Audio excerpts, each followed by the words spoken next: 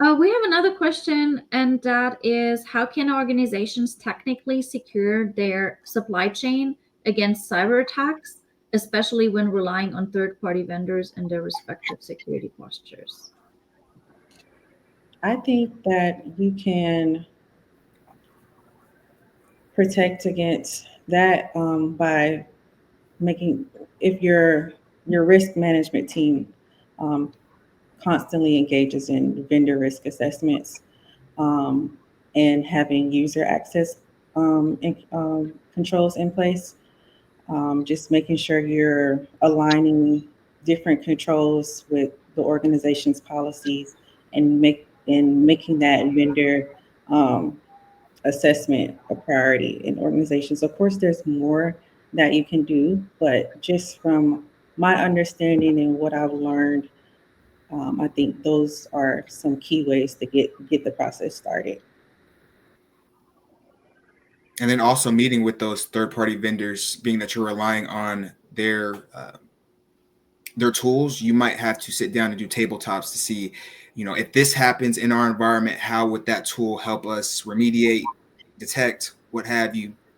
So definitely having tabletops with these third-party companies to see if those tools will meet all requirements, especially when it comes to reporting too, that might need to happen on the back end with interactions with their tools. Just to add on to what was said, because I agree with everything that Tijan and Malaysia said.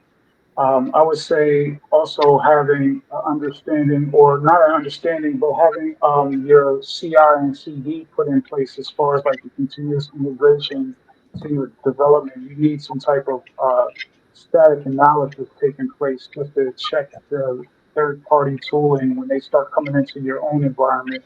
There's a you can start checking to see if there's any vulnerabilities there while it's being integrated.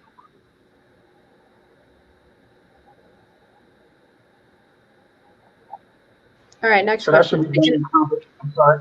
That should Oh, be go done for in it. combination with everything that they were saying earlier.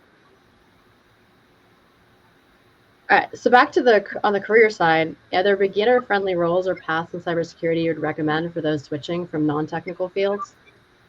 Well, yeah, I think there is definitely a beginner roles like security analyst or something like that. They can actually get into it in a beginner when they're switching their roles from other technology or other paths into cybersecurity. We do have a lot. At the same time, they might have to go through some basic courses like security principles or maybe digital forensics if they want to go there, just the basics and do some basic certifications or connect with the communities. I personally feel connections with the community and the certifications. I know everybody's life is different and everyone have their own path, but for me, the connections and the path and the certifications and the knowledge, that gives you a lot of benefits. When you connect more professionals, they will guide you, and sometimes I'm not saying that whatever they're going to say you it's going to help you, sometimes it might not. You have to analyze whatever the feedback they're giving you. You have to analyze, oh, what's going to work for me.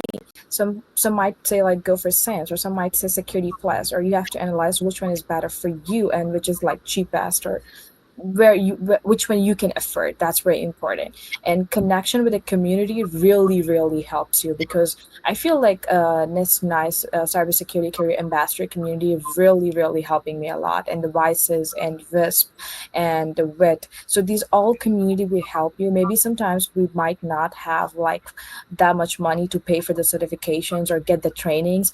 There are so many professionals or LinkedIn professionals, like people in LinkedIn, they give you free trainings and everything, and they can help you for the recommendations or reference. I mean, like, they might not get you a job, but they can show you the path. Oh, there is like one job, maybe you can apply for that, the rest you have to do that. Yes, there are like security analyst and cloud security. These all are like, entry level, so you can go for those jobs.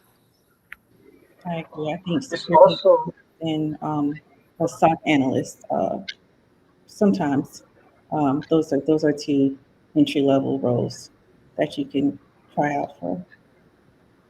I'm sorry, Taji. oh, no worries, no worries.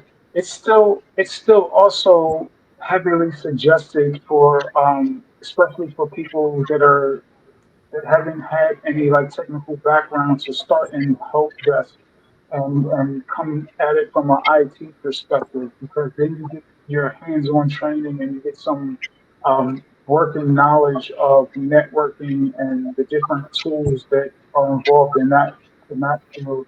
That, as I said earlier, becomes like your foundation to build upon.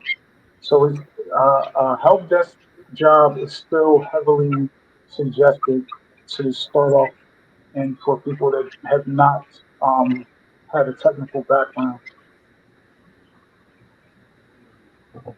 Another question arise: what mindset or habits should students develop to stay relevant in the cybersecurity industry over the next 5 to 10 years? Right off the bat, for me, I would say consistency. You have to be. I adopted the. I didn't come up with it, but I adopted this mindset. You got to lab every day. Um, Either you use it or you lose it. So to be effective in this field, you consistently have to be learning new skill sets, working with new tools, and that will help you stay in the field for the long run. Yes. Also, having a sense of curiosity helps out.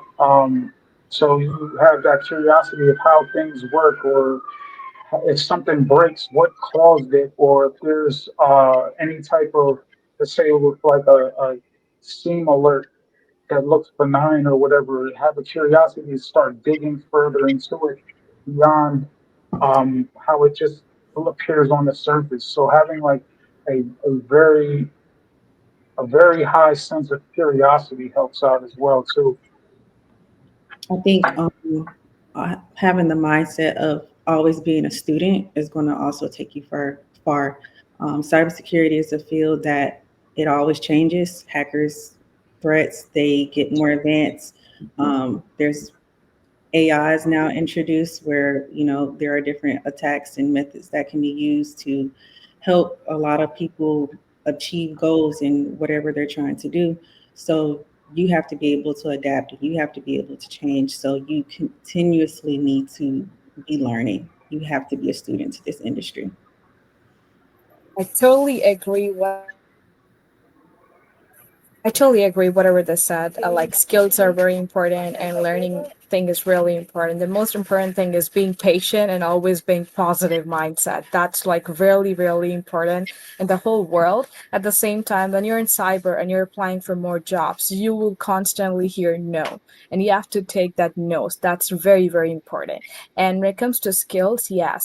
When I was in a conference like last month, they did a research on data, like why normal people cannot get into cybersecurity, because 40 to 50% recruiters told that they don't have right skills for the right job. So skill is really very important. And the second thing is behavior, because some people does have skills, but they don't have the right behavior to do the job. So that's these two are very important. And being patient at the same time, taking rejections, no's, that's really important.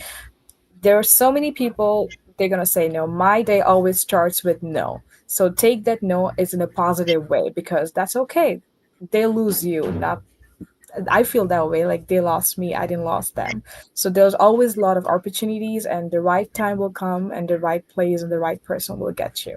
Just be patient and keep trying it. That's very important.